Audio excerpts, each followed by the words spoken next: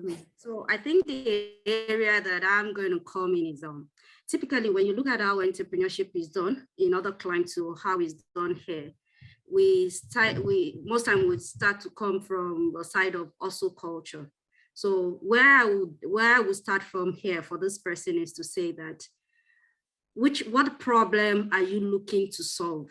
And so for me, when you talk about problem discovery, it could be that is from your personal pain points. Maybe at some point you wanted some sort of educational solution for your child that you didn't get. Or it could be that it's from other people's experience. You knew people were trying to get this solution and there was none.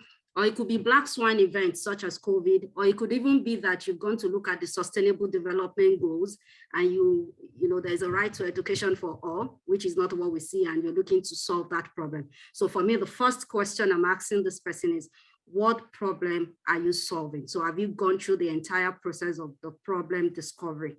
Then the other point is, if you say that opening a school in whatever form or shape is what you want to come up with now, that is your solution to whatever problem you want to solve.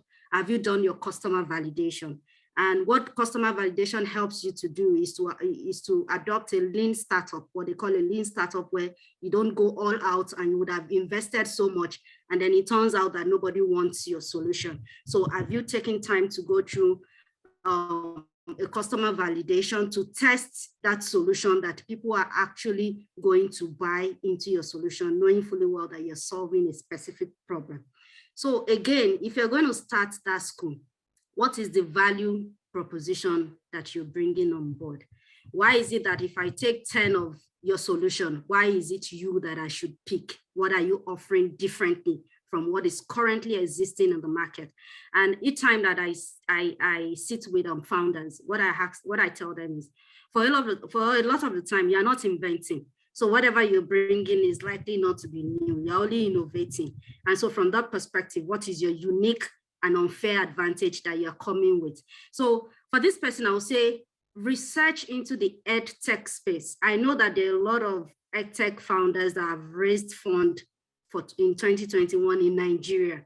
Look at what they are doing and look at what they are doing differently. And Brother Ibisomi mentioned something very important.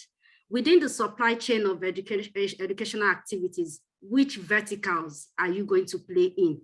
So is it the K1, is it the K12, is it the K3? Which of the, what problem are you solving, and at what touch point within that value chain of educational activities that you want to bring on board?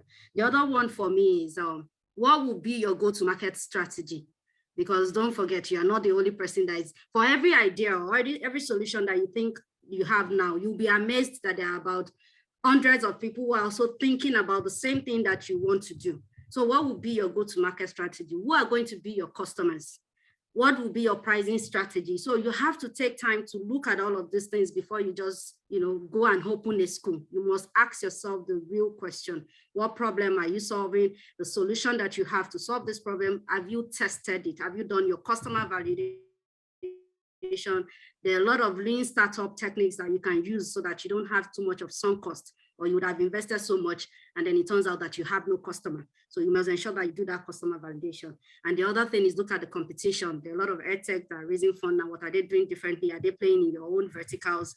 And where can you then come in and make a difference that will make people to listen to you? So every other thing, but Ibisomi has touched on, but ensure that you go through that entrepreneurial structured process so that you don't end up at the tail end and then it turns out that you've only solved a solution, you've only solved a problem that only you has that problem. Nobody else is looking to solve. So just ensure that you do all of those homework very well. Research into the vertical, ensure that you have a unique value proposition that you're going to come with. Understand your cost structure. That is what one of the things that Ibisomi also mentioned. Are you looking to get a physical structure, or you can use technology to address the problem? Understand the cost structure of whatever business you're trying to do. So there's a whole lot more, but just ensure that you go through that process so that you don't burn out easily. Thank you very much, Sister Aisha.